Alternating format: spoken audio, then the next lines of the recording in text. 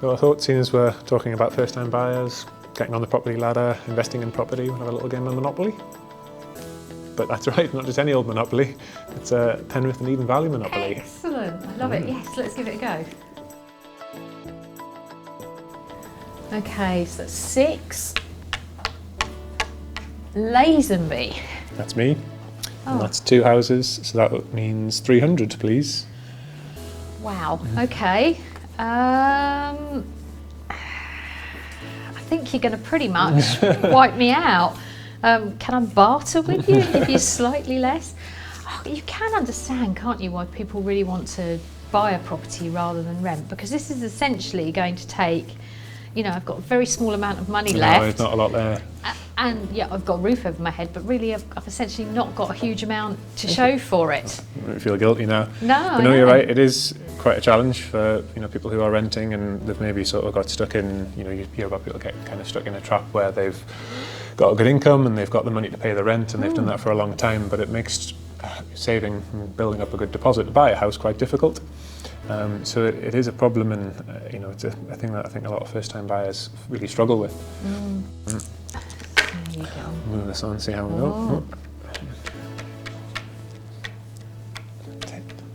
Oh, you're getting on a train.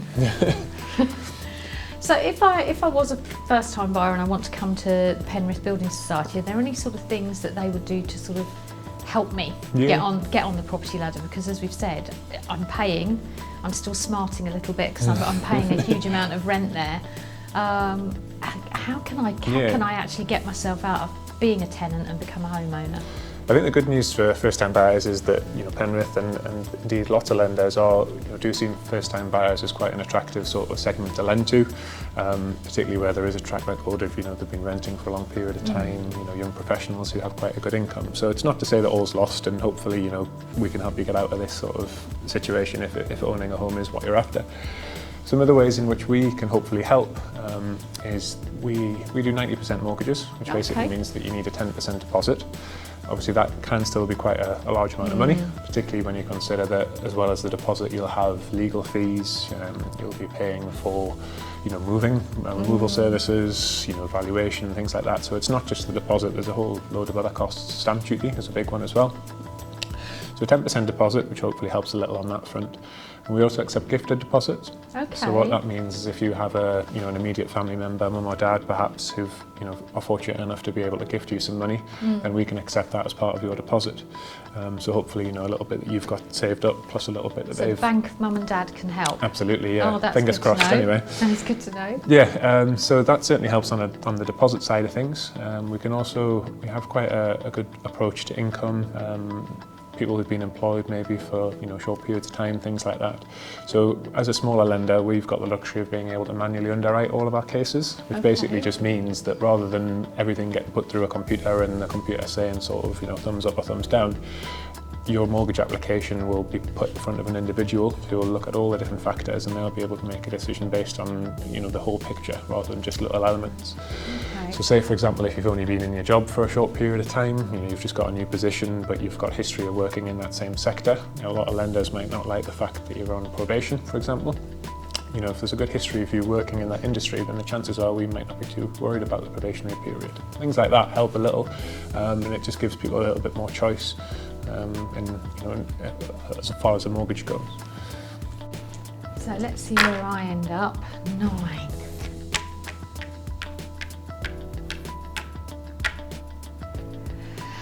Community chest. Oh, I've inherited some money, so that's quite nice. So I can use that as part of my deposit, and I could certainly do with it at the moment, looking at what's left here.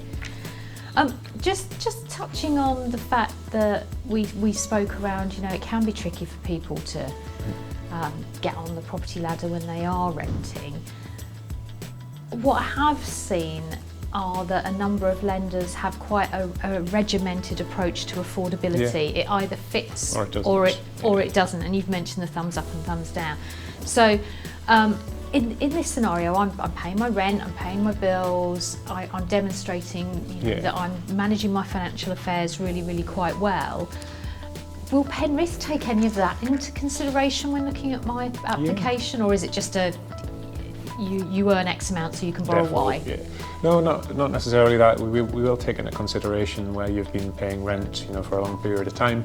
Often, as we saw earlier on, the rent can sometimes be higher than even the mortgage payment that you might pay otherwise, which can be really frustrating as a first-time buyer, because you can say, I've paid £500 a month for the past 24 months or whatever. My mortgage is going to be only £400, but I've got this lender telling me that I can't afford it, and it just doesn't really make sense. We can exercise a little bit more discretion with that kind of thing, and it's not in every instance. We can't always help everyone as much as we'd like to, but what it just means is we can look at that whole picture, and we can, if we can evidence that yes, you've paid bills at this level and you've paid rent at this level for a long period of time, you might be moving to a similar sized property, so there's not going to be too many extra costs of owning their own home, then we can certainly take all that into consideration, and there's that little bit of leeway. It's not just a yes or a no, it's, well, we can actually, we can maybe come back and say, well, we might not be able to do this, but we could maybe look at it this way instead. So for us, it's all about working with the person or people applying for the mortgage to try and get the best possible outcome for them, obviously, and for us.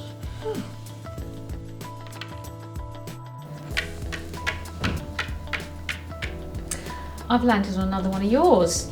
Yeah, this one's only 10 though. That's only right. 10. So you can just I about... can just about do that. We are really running out now, Ed. This is not looking very good at all. So, I can see that you're a bit of a property tycoon. If I want to sort of get myself on that property ladder, and maybe my affordability isn't quite where it needs to be, can I buy with anybody else? Are there any other tools or tricks or things that I can deploy to get myself on the ladder? Definitely. So we can look at, obviously, we'll look at your own income, your expenditure, but we can also consider additional applicants. So whether that's someone who's buying the property with you, just in a sort of conventional arrangement where you both own the home, you both have your share perhaps, or alternatively we have a range of mortgages which go by the name joint borrower, sole proprietor, which is a bit of a mouthful, but what that basically means is that the mortgage can be in your name and perhaps a parent or a sibling, and then the ownership of the property is structured in such a way that it's just you who will own it.